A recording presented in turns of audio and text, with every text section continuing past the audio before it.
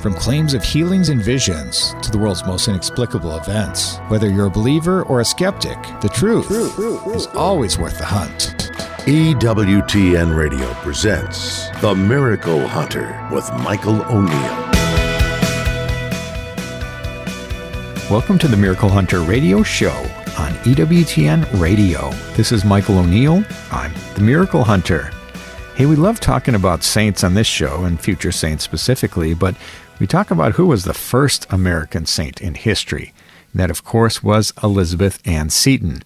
She's the very first American saint, and it is just now the 250th anniversary of her birth, so it's a time to celebrate. We'll be talking about her incredible life later in the show and her shrine in Emmitsburg, Maryland. We'll be talking with the executive director, Rob Judge, about her incredible life of faith. And later in the show, we'll be talking with Maria Morera Johnson about Our Lady of Charity, Nuestra Señora de Caridad del Cobre, from Cuba, and that incredible devotion that has grown out of that. And of course, check out my series, They Might Be Saints, which airs on every Wednesday at 9 a.m. Eastern Time. You can check out this week's episode, The Martyrs of La Florida.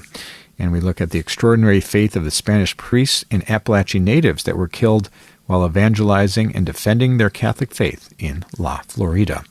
And that's Wednesday the 11th at 9 a.m. Eastern Time. And check out this week, the Explore with the Miracle Hunter episode, Rocamadour. This is one of the newer episodes, so I encourage you to check this one out if you haven't seen this one. And it's kind of interesting because the Church of Rocamadour houses an image of Mary and a bell that, according to legend, mysteriously rings out to herald miracles happening on the high seas. I investigate that one. When we went to visit there, the bell didn't ring, but apparently this has happened any number of times throughout the history of this shrine, this beautiful shrine in France. So check that one out. That's tonight at 6 p.m. Eastern Time with Explore with the Miracle Hunter. Later in the show, we'll be looking at the Might Be Saint of the Day. Today we have Blessed Ignatius Kopatowski from Poland. In the year 1868 to 1931 he lived. In the 365 Days with Mary project, we look at Our Lady of Regla in Havana and Cuba in the 18th century. And the question of the week, have the apparitions claimed in Ukraine been approved by the Catholic Church? It's a tricky one. I'll do my best to answer that. And the Might Be Saint of the Day is Estefan el-Douahi. I should say the miracle of the day is Estefan el-Douahi, the miracle that led to his beatification this August 2nd. We talk about that one happening, commemorating September 7th. Let's take a look at the miracle news. We have numerous miracle news items this week, but perhaps the most interesting one, and people can go to the Facebook page of The Miracle Hunter, where I post all the different miracle stories of things happening all around the world.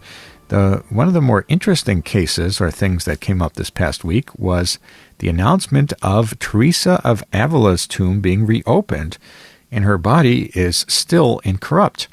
So after 110 years, the tomb of the great Spanish doctor of the church was opened for studies, and her body is still preserved. A team of researchers have spent days studying the body of St. Teresa of Avila after her tomb was opened on August 28th, and the doctor of the church rests in the town where she died in northwestern Spain, Alba de Normes. And Teresa died in 1582, and in the following centuries there was great interest in obtaining relics of her, that piece of her bone or flesh, and this led to some of her remains being dispersed throughout Europe. However, the majority, including her heart and arm, are kept under careful vigilance in the town of her death and the beautiful Tormes River. In fact, to open the urn containing her body, 10 separate keys are needed. That's a lot of keys. 3 of these are habitually kept in Rome. And you can see some videos online on the link I posted on the Miracle Hunter page, where you can actually see the opening of the urn that was recently done. And so the opening of her tomb on August 28th, the researchers determined that the saint's remains are still as they were the last time the tomb was opened in 1914. In Carmelite friars, Marco Chiesa, postulator general of the Order of the Descalced Carmelites, and Miguel Ángel González, the prior of Alba de Tormes, detailed the progress of today's work and notably verifying that the saints' remains are still as they appeared in photos from 1914. And Father Chiesa explained that researchers are hoping to be able to determine more about the life of the saint, including the types of illnesses she suffered. They also aim to decide about how the relics should be preserved for the future. The research is about getting to know the saint better, her offerings, her last years of life, defined by pain, he said. For example, the priest noted, quote, "It has already been detected that she suffered from calcium spurs in her foot, made it impossible for her to walk without pain, and she walked and reached Alba de Tormes, and her desire was to continue," end quote. And within the urn, the team found chronicles of moving her body within the monastery in 1754, as well as photographs from 1914. Father Gonzalez, he shared his joy at how the body was found, adding that the discovery was expected, particularly as the heart and the arm, which are preserved beside the urn in glass reliquaries, are also incorrupt. And the research will be carried out in 3 separate phases over the next several months. And when it's concluded, we'll have the results to share with you. They'll be published. And so that is the interesting miracle news from this week. The exciting news for those people interested in the incorrupt saints: the body of St. Teresa of Avila is still incorrupt. Let's take a look at Catholic Pub Trivia. We do this every week where we ask trivia questions and give out a prize for an emailer that writes in with the correct answer. And last week's question was, name any non-martyr saints from Japan. And I suppose the fact that I didn't get any emails about this probably reflects the fact that people sort of inherently know that there are no saints from Japan currently who aren't martyrs. There's various martyr saints throughout the history of Japan, quite a large number. But there are no people who have been declared saints the old-fashioned way, you might say. Well, the martyr way is the old-fashioned way, but according to virtue. And we talk about a saint on the way, a Venerable Satoko Kitahara, who lived from 1929 to 1958. She was raised in an aristocratic Shinto family in Japan, and after World War II, Satoko was extremely disillusioned and near despair, and her spiritual hunger eventually brought her to Catholicism, and she longed to be a sister, but weak health prevented it. Instead, she began tutoring slum children, picking through trash with slum children, and eventually moving into a slum. And she loved her people and helped them to see their dignity and worth, leading to many souls to Christ before dying of tuberculosis at the age of 28 with a smile on her face. That's Venerable Satoko Kitahara. She will be the first non-martyr saint from Japan. The question for this week, we're going to be talking about Our Lady of Charity, Nuestra Señora de Caridad del Cobre, from Cuba. And the question is, who was the last pope to visit Cuba? If you think you know that answer and want to win the prize, the image of the faces of Mary, send me the answer to the question, who was the last pope to visit Cuba? And we'll see if you have the right answer. And answers and winners will be posted on the show page of miraclehunter.com. We need to take a short break, but when we come back, we're going to be talking with Rob Judge, the executive director of the National Shrine of Elizabeth Ann Seton, for the 250th anniversary of the birth of the first American saint. Stay with us for that.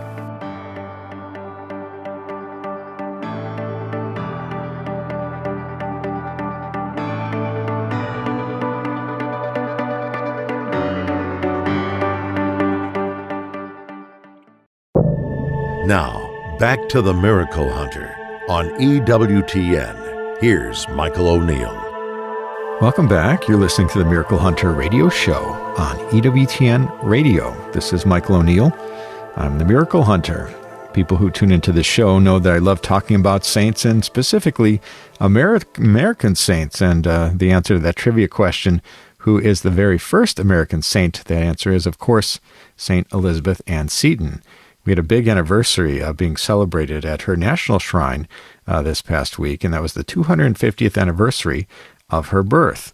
And she's had a great impact on the Catholic Church and beyond the Church here in America. And we're so excited today to be joined by Rob Judge. He's the executive director of the National Shrine of Elizabeth Ann Seton.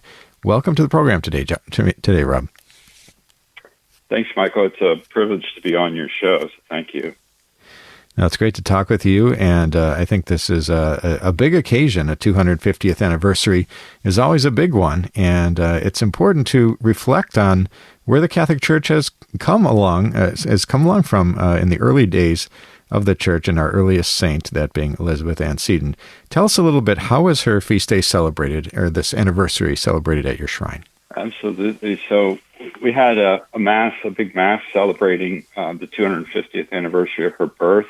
And then on our grounds, we also had a big living history production. So we have the shrine, of course, it's located on the grounds where Elizabeth Seton came with her early sisters in 1809. And she established the Sisters of Charity of St. Joseph. So we have the two historic homes where she lived, where she founded the community, the school. She lived there for 12 years until her death in 1821. And it's actually the only place in the United States where you can visit the home of a saint. And we have living historians who portray the early sisters as well as the academy students in the houses. And visitors are able to go through the houses, interact with these characters, and learn about Mother Seton and her early life. So we had that on full display this past Sunday as we celebrated the 250th anniversary of her birth. Wonderful. And for those people who don't know, of course, we talk about her as the very first American saint. Tell us a little bit about the early life of Elizabeth Ann Seton and how her life progressed. Certainly. So she was born in New York. So she's a New Yorker by birth in 1777 and 1774. And she was born into an Episcopalian family. Her mother died when she was very young, at age 3, and her father remarried. She wasn't particularly close with her stepmother, and her father, although he loved her a lot, he was very busy as the New York public health officer fighting yellow fever at the time. So he was often away. So Elizabeth's early years, really up until she met Will, her future husband, fell in love with him, was a very lonely time for her. And, she was Christian, so she had her faith, she had her Episcopalian faith, but she experienced a lot of loneliness. And I think that's one reason why today many people identify with her, is that, she understands what it was like to struggle and kind of find your way in life. And so how did she then go on to become Catholic? She started out as an Episcopalian, and she ends up as a Catholic saint, a nun and a Catholic saint. How does that happen? She sure did. So it's really a beautiful story of God's providence. So she meets Will Seton and falls in love, marries him at age 19. She has 5 children relatively quickly, and they were pretty wealthy. Will was a merchant, and he inherited his father's business. But, when they were in their mid-20s with 3 children, the business failed, and she lost all of her money. She actually declared bankruptcy.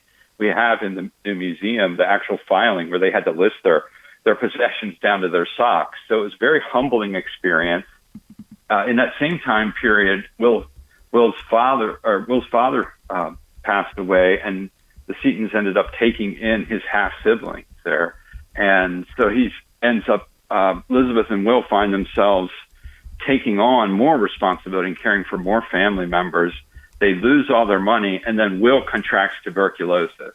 So Elizabeth travels over to Italy with Will. It was believed the climate would help him restore his health. Ultimately, it did not, and he ends up dying over in Italy. Elizabeth is there with one of her children, and she's taken in by the Fleekies, who are the business partners of Will Seton, and of course they're Catholic. So here she is, relatively alone in Italy. She's lost her money, her husband, her other children are back home, and the Fleekies introduce her to the beauty of the Catholic faith, take her to churches in Florence, and she sees the rites and all of the rituals, and above everything else, she sees the Catholics' belief and faith in the real presence, and that just captures her heart like nothing had before. Absolutely amazing. And we know that your shrine was a stop on the National Eucharistic Pilgrimage, so I think that's very appropriate to see a saint with such a great Eucharistic devotion. to line up with that. We've been talking today with Rob Judge, the executive director of the National Shrine of Elizabeth Ann Seton. And so when Elizabeth returns to the United States, how does her life progress at that point? So Elizabeth stayed in Italy for about 6 months. And really when she left back to come back to New York and her children, the seed of the Catholic faith was really planted in her heart. Over the next 6 or 8 months, she really, though, struggled with converting because her family and her friends were all Episcopalian. At that time in New York, there was a lot of anti-Catholic sentiment, and Elizabeth was relying really on her friends and family for financial support. So there's this kind of whole struggle of the soul that happens. As a matter of fact, the Felicis, when she came back, they wrote her like a 75-page treatise on why she should enter the Catholic faith. And her Episcopalian minister, she shared it with him, and he wrote a 90-page rebuttal. So this time was really gut-wrenching for Elizabeth. But in the end, she wrote that she was going to kind of put all the intellectual arguments aside and follow her heart. She just felt called into the Catholic faith. And one of the real elements of that was that she saw the apostolic succession, and that it was the early faith church. So she has this beautiful statement where she says she's going to put all reason aside and throw her lot in with the Catholics. She hopes to be a good one. So in the spring of the next year, she received her first Holy Communion as a Catholic, came into the church, and her beautiful quote there was, "At last, God is mine and I am his." So it really was the Eucharist that pulled her into the faith. Yeah, truly, truly amazing. And now your shrine there in Emmitsburg, Maryland, carries on the legacy of Elizabeth Ann Seton. And, of course, she went on to do great things, and those things are celebrated beyond even the Catholic Church. Talk a little bit about the sort of the legacy of Elizabeth Ann Seton and what's celebrated there at your shrine. Yeah, so Elizabeth, after she becomes Catholic, right, she kind of has to figure out, well, like, what next, right? And she spent about a year trying to establish different schools in New York. For different reasons, they all failed. And then she had a chance encounter, and again, here we see the theme of providence, God's providence in her life, a chance encounter with a Sulpician priest in New York who invited her to come to Baltimore to start that school that she had been dreaming to start. So she sails to New York in 1808 with her children, and she sets up this first school. In the end, she ends up establishing a community of women religious. It's the first community of women religious in the United States, the Sisters of Charity of St. Joseph. Women began joining her. Their charism is really seeing and serving Christ in the poor. She used the rule that Vincent de Paul had used 200 years earlier to found the Daughters of Charity. And from that little seed in Emmitsburg, sisters went out all over the country and established hospitals and schools and orphanages. Literally, as the church in this country grew, her sisters were there, and they were passing on the faith, serving the poor. So it's just a tremendous legacy of faith and of service that started with her simple yes. Wonderful. Now, what an incredible life. We've been talking today about Elizabeth Ann Seton with Rob Judge, the executive director of the National Shrine of Elizabeth Ann Seton in Emmitsburg, Maryland. And for people who visit this National Shrine, especially during this coming year now, we have the 50th anniversary of her canonization. That'll be a year-long celebration. What will people experience when they go visit the shrine? So we're located in Emmitsburg, Maryland, just about an hour and a half outside of Baltimore and Washington. And we have events all throughout the year. You can see that at setonshrine.org, which is our website. But we're open 7 days a week. And the shrine consists of, as I mentioned earlier, the 2 historic homes where she lived and worked and raised, finished raising her children, established a school, sent her sisters out. It also includes an 800-seat basilica, and Elizabeth Ann Seton is entombed in the side altar. So you can pilgrimage to Emmitsburg and pray at her tomb. We also have a 19,000-square-foot museum and visitor center, which we just opened brand new last September. It has amazing artifacts from her life, like the christening gown that she used to baptize the daughter, Catherine Seton, her iconic bonnet and shawl, part of her habit. We have a lot of videos that are there. We have a lot of the original art that Mother Seton looked at, a special image of Our Lady of Guadalupe, her rosary, her Bible, many other things. And we're open 7 days a week. We have Mass at 1:30 each day and an hour of adoration and confession ahead of that. So it's kind of like a built-in pilgrimage, Michael. So really, people can come any day of the week. We will be opening a special exhibit in January that will highlight the stories surrounding her canonization. And then throughout the year, we'll have other special events culminating on the actual anniversary of her canonization, which is September 14th of 2025, so a little over a year away. Wonderful. Well, that's going to be an exciting time at your shrine, and I encourage people to check out the shrine. And you mentioned the website, setonshrine.org. Is there a phone number or other way to get in touch with the shrine? Absolutely. The phone number is 301-447-6606. You can also find us on Facebook just by searching Seton Shrine. We also have different events through the year. So we do historic homes tours every day of the week. We do living history on Friday afternoons and Saturdays. In the first Sunday in October, we have our annual Sea Services pilgrimage. She's the patron saint of the Sea Services. So we have a big Mass and meal on the first Sunday in October. We have a youth program called Back from the Dead, the last 3 weekends in October. Again, information on the website. It's a cemetery walk with the saints at the Seton Shrine.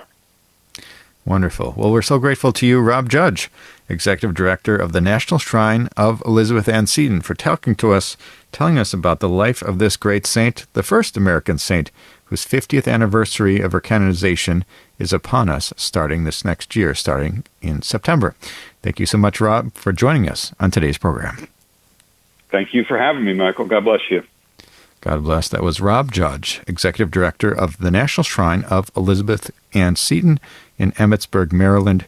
Check that one out. You can go to setonshrine.org for more information. We need to take a short break, but when we come back, we're going to be looking at the question of the week. Are the apparitions happening in Ukraine been acknowledged by the Catholic Church? Stay with us for that.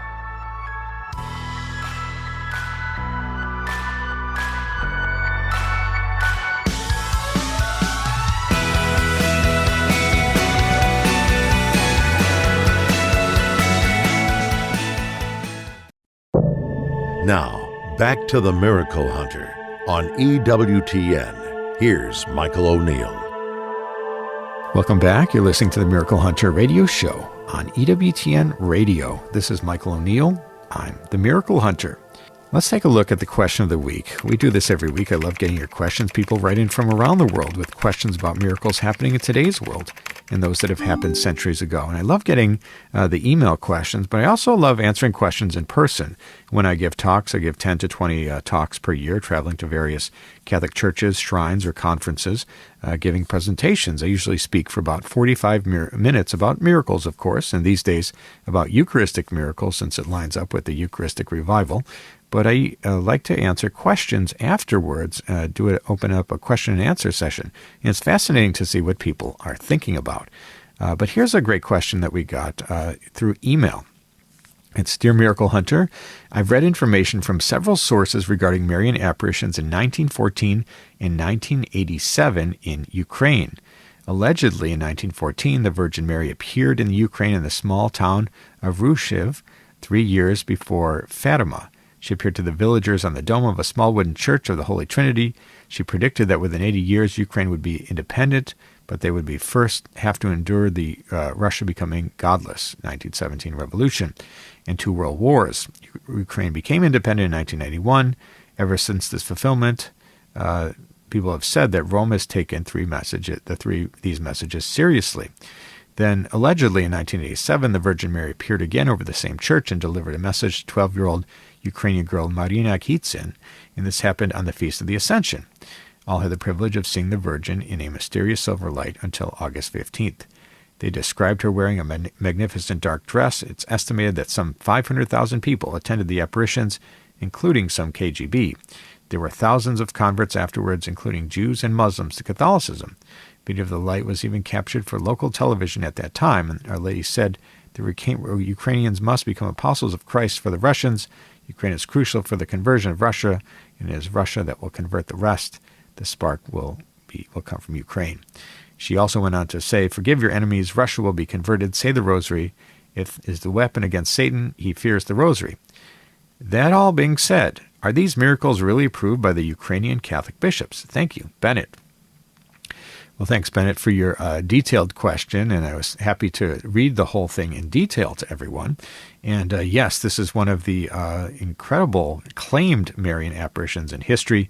Perhaps it's somewhat similar to those apparitions in Seton in Egypt, where it was said that Mary walked on the rooftops there at St. Mark's Coptic Orthodox Church, and it was also seen in light, and it was filmed as well. So it seems somewhat similar to that those claimed apparitions in Seton in Egypt as well. And so the big question you ask, is this an approved Marian apparition? And the answer is, at this point, we might call it an alleged Marian apparition. We don't have any documentation of Ukrainian bishops having released any kind of an approval of this. Rome has not acknowledged this in any way. Of course, the local bishop would be the first to acknowledge this. So perhaps this is something that really did happen. It seems like there are quite a few witnesses to this. Various books and websites, of course, testify to this, as you're questioning. But have the Ukrainian bishops ever issued a formal statement about this? And nothing that I've ever seen. So if anybody's got more information on this, please send it my way to questions@miraclehunter.com. But as far as my research that I've done on this, I don't see any approval. So we might consider this to be an alleged Marian apparition, although it may be true, but we don't have the support of the local Catholic Church. Thanks so much, Bennett, for your great question. And if you have a question for the Miracle Hunter, send me an email to questions@miraclehunter.com, and maybe I'll be answering your question on the air next week. Now let's take a look at the 365 Days with Mary project. We do this every week where we talk about the Marian devotion of the day as it lines up exactly to that day in the calendar year. And of course, you all know Fatima, May 13th, or Lourdes, February 11th, or Guadalupe, December 12th. But believe it or not, there's a different Marian devotion that lines up to every day in the calendar year. And it might be the feast day, it might be the commemoration of a great miracle, the building of a basilica, or some other event that we honor Mary each and every day throughout the year. So for today's date, we've got Our Lady of Regla from Havana in Cuba in the 18th century. And the story of Our Lady of Regla is connected to St. Augustine, who lived from 354 to 430, and is said had received heavenly instructions to carve a wooden statue of a black virgin and to place it in his chapel in Hippo. 13 years after his death, when Hippo was attacked and destroyed by the Vandals, the monks fled to Spain and took the statue with them. They placed it on a spot that looked out to sea, and this is where the devotion began. In time, Our Lady of Regla became the patroness of mariners. The seafaring connection led to her adoption in 1714 as the patron saint of the small village of Regla, located on the northeastern side of Havana's Bay in pre-Columbian Indian settlement there, that would later be populated by fishermen and sailors. Her feast day is celebrated annually on September 7th. That is Our Lady of Regla from Havana in Cuba in the 18th century. For more information on this fascinating devotion, or any of the hundreds of other Marian devotions from around the world, you can connect to the page 365dayswithmary.com or the Facebook page with 10,000 followers. You can join them. Or you can pick up the book, 365 Days with Mary, or download the app of the same name from the Apple iOS App Store. Let's take a look at the miracle of the day. We do this every week where we talk about a miracle that happened at some point in Christian history, lining up exactly to the day's date. And for today, we have September 7th, and the miracle relates to Estefan el-Duahi, the former patriarch of the Maronite Church, who was just beatified on August 2nd. And Estefan el-Duahi, another way to say his name, I suppose, was born in the 17th century and was recognized as a brilliant mind from an early age. And according to the Vatican biography, at the age of 11, he was sent to the superiors of the Maronite Church to the Roman Seminary of the Maronites, where he obtained his doctorate in philosophy and continued his search for manuscripts that dealt with Maronite history and liturgy. And returning to his homeland on March 25, 1656, He was ordained a priest. He carried out the apostolate in various parishes in Lebanon and Syria, and he dedicated himself to assisting the poor and contributing to the dialogue between the Eastern churches and the Catholic Church. And of course, with every beatification, there is a miracle that is used towards that to show the intercession of that potential saint. And the miracle that was examined by the Vatican for Estefan el Douahi, it happened in the year 2013 when a woman was miraculously cured through his intercession. And according to the Vatican biography, on September 7th, 2013, given her desperate conditions, a woman was taken by her relatives to Aden, the birthplace of the Venerable Servant of God, where the family had a home. Here prayers were raised for the patriarch to intercede for her recovery. After the invocations, to the amazement of those present, she managed to get up and walk independently without feeling any pain. And from that moment on, the lady no longer had any symptoms attributed to that previous pathology. And that is the miracle that happened on September 7th in 2013, related to the intercession of Estefan el Douahi. We'll be reporting on different miracles that have happened throughout history in each day of the Miracle of the Day news. Let's take a look at They Might Be Saints. We do this every week where we talk about the series They Might Be Saints, which is my television series, which airs every Wednesday at 9 a.m. Eastern Time. And there's a book of that same title called They Might Be Saints that's available from EWTN Religious Catalog. And we always talk about the people on the path to sainthood and the sainthood news. So for today's sainthood news, we have 3 Xaverian missionaries were recently beatified in Africa. And according to the report, Luigi Carrara, Giovanni Didone, and Vittorio Facin were killed in hatred of the faith in the Democratic Republic of the Congo, along with a local priest. On Sunday, August 18th, 3 Xaverian missionaries and 1 local priest were beatified in a ceremony held in the Democratic Republic of the Congo. And according to the website of the Xaverian missionaries, tragically, these missionaries fell victim to a turbulent period in the Democratic Republic of the Congo history in the early 1960s. At the time, there was great political upheaval and chaos in the region, and this led to the priests becoming targets of the local militia.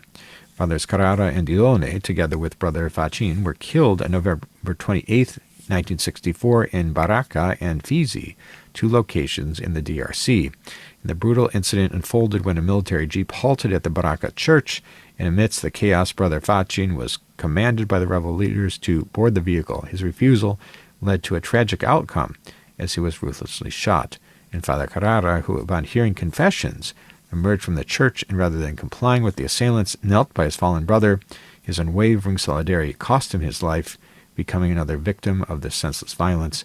And Cardinal Fridolin Bigondo Besungu, Archbishop of Kinshasa, praised the missionaries at the Mass of Beatification and believes their martyrdom will bear fruit in their region in Africa.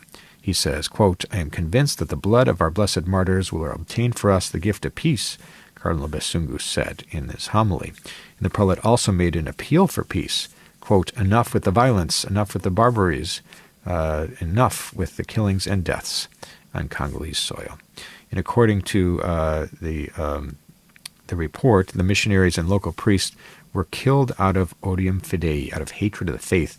Their murderers, in fact, took place in an atheistic and anti-religious context characterized by a magical, superstitious background, which motivated the symbols.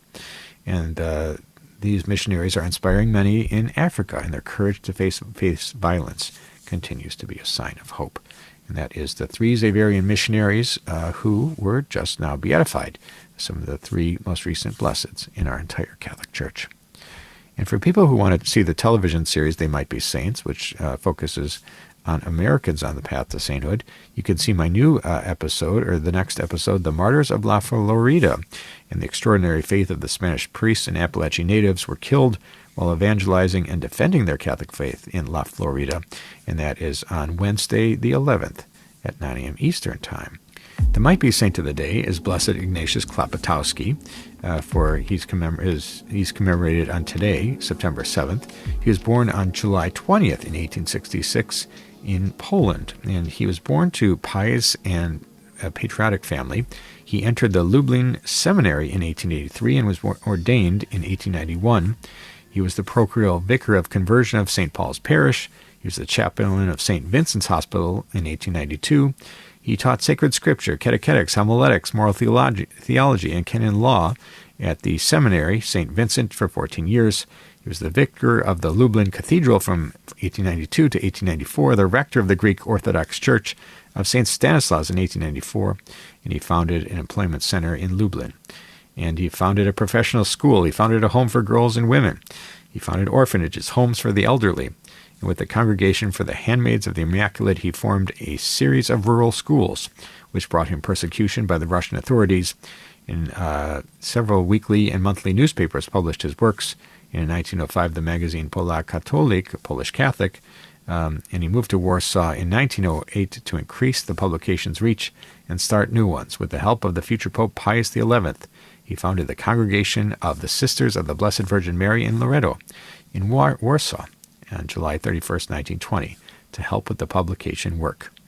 And he died of natural causes on September 7th, 1931, and he's buried at the Pawłowski Cemetery in Warsaw, and was declared venerable and blessed by Pope John Paul II, and his Benedict XVI actually declared him venerable in 2005 in Warsaw, in Poland.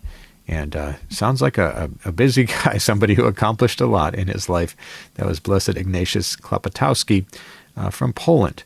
And with one more miracle, he will become Saint Ignatius from Poland.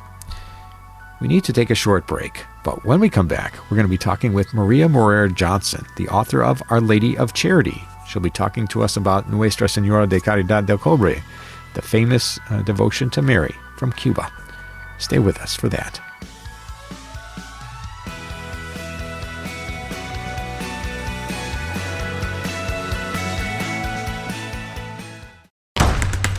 Now, back to the Miracle Hunter on EWTN. Here's Michael O'Neill. Welcome back. You're listening to the Miracle Hunter radio show on EWTN Radio. This is Michael O'Neill. I'm the Miracle Hunter. I just got back from South America, and I got to travel to some incredible places of Marian devotions. In Brazil, the Aparecida Shrine there, and also in Argentina, Our Lady of Luján and Itati. These are all places where there was the uncovering or the finding of a miraculous statue. And as a result, popular devotion surrounded it, and a basilica or cathedral was built on the site, and popes have visited these places and shown their acknowledgement of the devotion. And the people who have these devotions, it's amazing to see the processions and the masses and the excitement that the local people have for the local patroness. And perhaps one of the most famous of all these cases of a miraculous statue being found, we talk about Nuestra Señora de Caridad del Cobre, Our Lady of Charity of Cobre in Cuba. And the feast day for that Marian devotion is September 8th. So it's a great time of year to reflect on Our Lady of Charity. And we're so excited to welcome back to the show Maria Morera Johnson, author of Our Lady of Charity, How a Cuban Devotion to Mary Helped Me Grow in Faith and Love. Welcome back to the show today, Maria. Thank you so much, Michael. It's always a pleasure to be here and talk to your listeners. Yeah, it's great to have you on, and I think this is a big Marian devotion. It's the biggest of all in Cuba, and perhaps one of the biggest of all in Latin America. So I think it's an amazing devotion to reflect on. When you wrote the book, Our Lady of Charity, some years ago, what inspired you to put this together? Well, first of all, I was born in Cuba, and so I grew up with that devotion. You know, when I think of Mary, I think maybe in the United States we think of images of Our Lady of Grace, for example, but the image that I always grew up with, the Blessed Mother, is Our Lady of Charity. And so, of course, she's my favorite. She's my mama. That's right. And what is it about Our Lady of Charity growing up with that devotion? How did you... What did you think about Our Lady of Charity? What did you think about that devotion as somebody who had that image in your home, where there was this pre-existing devotion to her? What, as a young person growing up, what did you think of Our Lady of Charity? Well, I always associate her with such a deep tenderness because, of course, it was my mother who introduced me to our Mother in heaven, and so it has that sentimental value to it. But also, this is an image that I saw everywhere. when we traveled in Cuban and Cuban American communities. I visited Miami quite a bit, visited Union City quite a bit, where my grandparents were. And so it was kind of neat to go into a restaurant and there's Our Lady of Charity painted on the wall, or in a little, chintzy little plastic statue by the cash register. And so when I think of Mary, that's the image that always comes to mind. But also the tenderness that I want to talk about is this unique representation that she has. She holds, as so many images of the maternal Mary, holding the baby Jesus in her left hand and something in her right hand. In this particular case, Our Lady of Charity is holding not just the Incarnation, but also the Passion. She holds a cross in her right hand. And so when I look at that, it's the whole gospel right there. Absolutely. We're talking today with Morera Johnson, author of Our Lady of Charity, How a Cuban Devotion to Mary Helped Me Grow in Faith and Love. And for those people who don't know the story, the original story that led to the finding of this statue and then the building of the basilica and the devotion that spread throughout all of Cuba, let's dial it back a bit. Tell us what is the actual seminal story of Our Lady of Charity? So it's a story of how Mary comes to her children in times of strife, especially, where there are abuses against the human person. We find Mary there.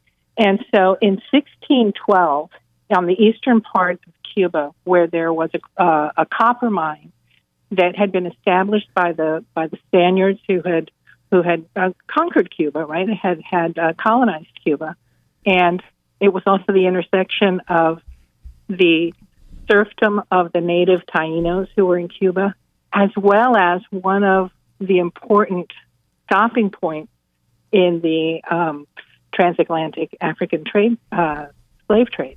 And so here you have this point where there is heavy abuses of humanity in the slavery and in the serfdom and the indentured servitude of the Native Americans there. And these three men, actually two men and a boy, two perhaps Taíno, perhaps mixed race brothers, went to go gather some salt for curing of the meat to feed the people there. And they took along with them a 10-year-old African boy named Juan Moreno. And he's important to the story because in his 80s, he was able to recount the story in detail for church records. And so they went out in a canoe into the Bay of Nipe, and a storm came up. I'm editorializing here. Maybe it was a hurricane or a tropical storm. And they, they were terrified. And they had already been evangelized, and many of them were already baptized. And so in their fear, they turned to the Blessed Mother and asked for her intercession for safety. And the waters calmed, and lo and behold, there was a statue floating next to the canoe that was lashed to a board that said, Nuestra Señora de Caridad, Our Lady of Charity. The unique thing about this statue is that it is clay, and it was sitting in the water, and it had not dissolved. On the contrary, it was dry. So these men took it as a sign that Mary had, in fact, interceded for them. And so they came back to set up the very first little shrine in thanksgiving to the Blessed Mother. Wonderful. Thank you for recounting that that early origin story. And then how did the devotion grow beyond the finding of this statue? How did it become what it is today with a basilica there, papal visits, the entire island being dedicated to the patroness of Cuba? Yes, absolutely. So this started with the working people, with the people who were oppressed, and so they kept it to themselves in a little shrine that they built made of palm fronds, and they would carry it with them. And eventually, some church officials found out about that, and they thought, well, we need to bring this down to the copper mines, and we need to take this down to our churches. Well, the little statue kept disappearing and going back down to the people. So what's unique about this particular devotion to Mary is that it really was a grassroots, I think as most devotions are, it was a grassroots thing for the people who needed Mary most at that time. And as travel and as trade continued, it made its way across the island to the other extreme where Havana is, and then that became a launching point into other places. And I don't think you know that I lived in Mobile, Alabama for some years. I just moved away right now this past month. And I am absolutely certain that devotion came to North America through the Mobile Bay, because that was one of the route spots for the slave trade. And so I'm certain that the slaves brought that devotion with them to this country. And I think that's unique. And I didn't know this the last time that I spoke with you. So this is something new that I can share. That is amazing. We're talking today with Maria Morera Johnson about Our Lady of Charity, the famed Cuban devotion. And how meaningful was it to have the Pope visit Cuba and I believe he placed the statue of Our Lady of Charity on the altar when he said Mass, and to show that recognition of that devotion from the perspective of the Vatican. What was that like to have that devotion be honored in such a way? Well, it's beautiful because, for two reasons. Number one, I was there. I actually got to travel to Cuba and be a witness to this. But 3 popes actually have gone to the Basilica, the National Basilica of Our Lady of Charity of El Cobre, and she's called El Cobre. She's from El Cobre, from the copper mine. Mm-hmm. And I think that it was St. John Paul II who took, what did he take for her? He brought her a gift. I think one of the popes, either Pope John Paul or it was Pope Benedict, took the Order of the Rose.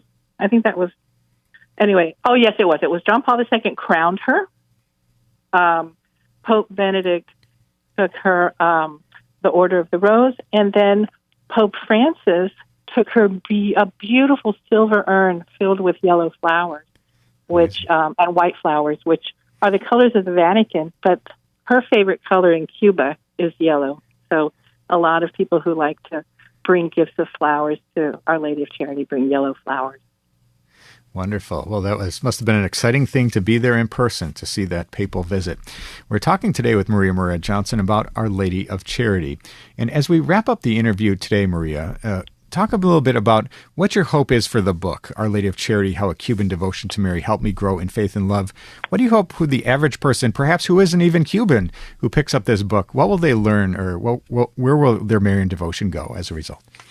Oh, I think that it's an enriching devotion because, number one, because of what I stated earlier, that she really does have the incarnation and the passion there in the imagery. But also she's known for coming to her children when they are in storms, and we have so many storms in our lives, whether they're personal, health, relationships, even broader in our culture, these kinds of storms that come up unexpectedly, and we have recourse to the Blessed Mother to help guide us to safety. And so I think it's a beautiful story to share, and I think it's a devotion for anyone who is feeling that they're exiled in some way. The Cuban exiles who left Cuba and came to the United States brought with them that devotion. And in Miami, there's another shrine, the Ermita de la Caridad, which is kind of a mini shrine for the Blessed Mother under this title. And so many people who feel exiled, because of so much turmoil in the world, go there for recourse. So I think she's a beautiful, beautiful story to learn more about. Wonderful. And for people who want to find out more about this book or find out more about you, what's the best place that people can go? Well, you can find this book and my other books at AveMariaPress.com, or you can go and find them also on Amazon or my website, MariaMJohnson.com. Wonderful. Well, we're so grateful to you, Maria Morera Johnson, for joining us again to talk about Our Lady of Charity. Thanks so much for being with us on the program today. You're welcome. God bless. That was Maria Morera Johnson. Check out her book, Our Lady of Charity, How a Cuban Devotion to Mary Helped Me Grow in Faith and Love, from Ave Maria Press. And that's all the time we have for today's show. If you missed any of this episode or want to catch up on past episodes, you can go to EWTN.com/radio. Check out the audio archives or download the free EWTN app. I'd like to thank our guest today, Rob Judge, the Executive Director of the National Shrine of Elizabeth Ann Seton, and Maria Morera Johnson talking to us about Our Lady of Charity from Cuba. Check out my television series Explore with the Miracle Hunter, which airs tonight, an episode on Rocamadour. This is one of the newer episodes. The Church of Rocamadour houses an image and bell that, according to legend, mysteriously rings out to herald miracles happening on the high seas. I investigate that one in this episode. Check that one out tonight at 6 p.m. Eastern Time. And I'd like to thank you for joining me today on Miracle Hunter, where from claims of healings and visions to the world's most inexplicable events, whether you're a believer or a skeptic, the truth is always worth the hunt. Talk to you next week.